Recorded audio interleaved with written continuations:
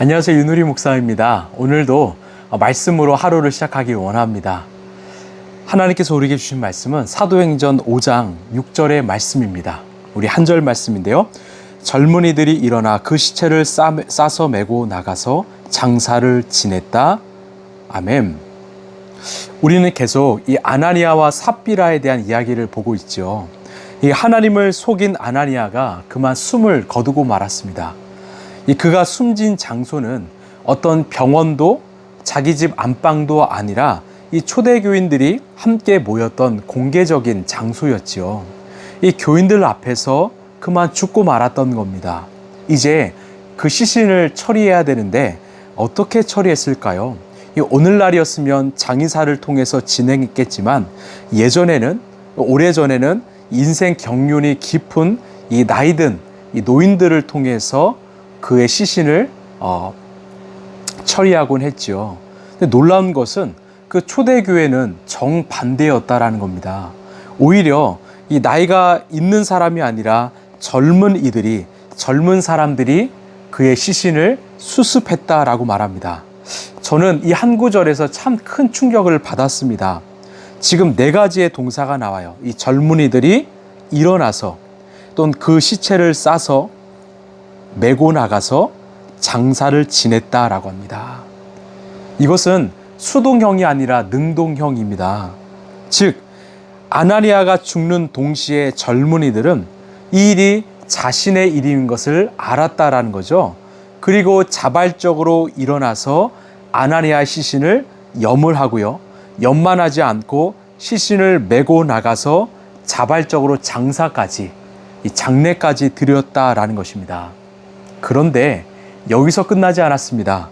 그 다음 9절 10절을 보시면 베드로가 그 여자에게, 이 삽비라이죠, 말하였다. 왜 그대들 내외는 서로 공모해서 주님의 영을 실험하려고 하였소. 보시오, 그대 남편을 묻은 사람들의 발이 막 문에 다다랐으니 그들이 또 그대를 메고 나갈 것이요. 그러자 그 여자는 그 자리에서 베드로의 발 앞에서 쓰러져서 숨졌다. 그 다음이요, 젊은이들이 들어와서 그 여자가 죽은 것을 보고서 메어다가 그 남편 곁에 묻었다. 아멘. 지금 어떤 상황일까요? 이제 아나니아의 이 시신을 잘 묻고 장례를 끝나고 왔는데 또 그 아내인 삽비라가 죽은 것입니다. 똑같이 젊은이들이 그 시신을 염하고 메고 가서 장례를 치른 것이죠. 여러분, 이것은 모두 자발적인 행동이었습니다. 또한 이 두 사람의 장례를 연속으로 치른다라는 거 사실 쉬운 일이 아니죠.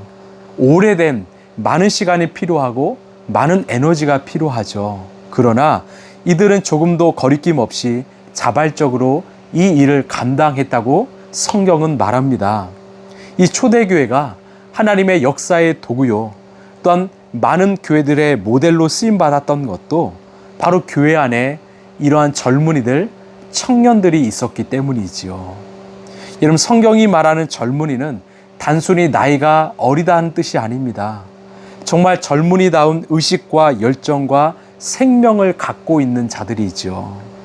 하나님은 초대교회 안에서 그 청년 젊은이들을 보셨습니다.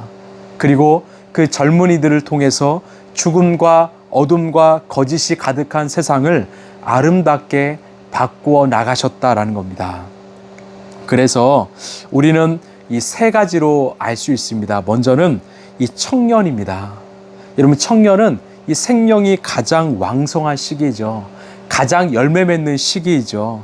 또한 거짓과 불의와 타협하지 않고 진리를 향해 나아가는 것이 바로 건강한 생명에 대한 의무요 책임입니다.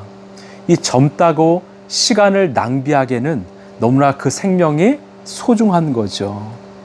우리 교회 안에도 청년들이 있죠. 젊은이들이 있죠.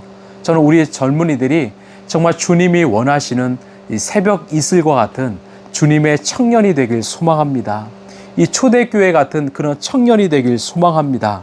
하나님은 그 청년들을 통해서 이 시대의 아픔과 어둠과 거짓을 멀리 하시고 생명을 살리는 역사의 도구로 사용하게 하실 것입니다.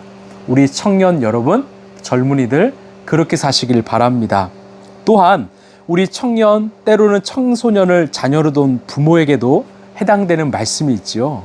이 말씀 속의 청년들은요, 이 아나니아와 삽비라의 시신을 연거푸 치웠지요. 이 생각할수록 참 대단한 이 청년들이었습니다. 사실 깊이 생각해 보면 청년도 대단하지만 그 청년들의 부모도 참 대단하지요. 청년들이 그렇게 자발적으로 행동할 수 있었던 이유는 부모가 이 청년들에게 스스로 생각하고 판단하고 행동할 수 있는 이런 자립적 존재로 양육했기 때문입니다. 이 부모는, 자녀는 또 서로의 거울이지요. 자녀는 부모를 보며 자라나지요. 그런데 이 시대의 많은 청년들은요, 청년답지 못한 청년들도 참 많습니다. 여전히 자립하지 않고 어린 아이와 같은 청년들이 있지요. 이제 우리의 자녀들을, 우리의 젊은이들을 하나님의 지혜로운 자녀로, 신앙인으로, 또한 자립인으로 양육하는 그런 부모가 되길 바랍니다. 그리고 마지막으로는 이 청년 이후의 성도들이죠. 여러분, 나이는요, 사실 숫자에 불과합니다. 주님 앞에서 바르게 생명답게 살아가는 사람들이 바로 청년입니다. 여러분, 예수님의 생명은요, 결코 쇠하지 않지요. 날로 새로워지지요. 그래서 이 고린도후서의 말씀에 겉사람은 날로 후패하나 속사람은 갈수록 강건해진다라고 말하죠. 즉, 나이가 들어도 우리가 예수님의 생명으로 살아간다면 우리는 영적 젊은이가 된다라는 것입니다. 그때 그의 삶은 더 깊어지고 더 가치 있고 빛이 날 것입니다. 우리 사랑하는 라이프처치 성도 여러분, 우리는 언젠가 주님의 품에 안기는 그런 날이 올 것입니다. 우리는 죽을 수밖에 없는 자들이지요. 그러기 전에 우리가 날마다 예수의 생명으로 우리 살아가길 소망합니다.